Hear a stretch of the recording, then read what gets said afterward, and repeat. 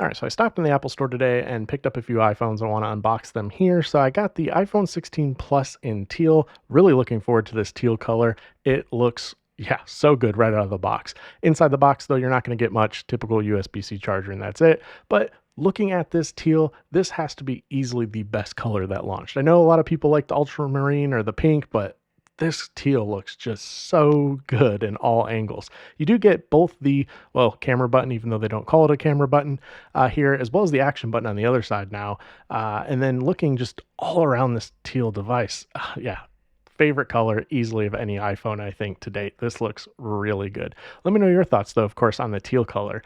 Which other color did you get? Are there other colors that you favor? Let me know in the comments down below. Again, this is that teal iPhone 16 Plus. And then we have the iPhone 16 Pro in Desert Titanium. So the Desert Titanium is, well, pretty much just gold. It reminds me of every gold iPhone that's launched before this, but it looks really good. In the box, not much. Again, just the charger, some paperwork, no stickers, mind you. Anyways, looking all around the sides of this, though, I do like the sides of this 16 Pro.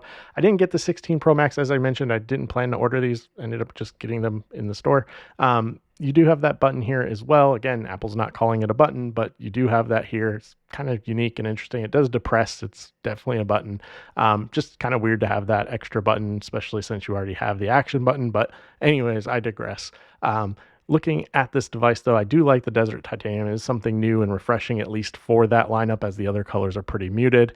And looking at those camera rays, yeah, I mean, gold. Let me know your thoughts on this one.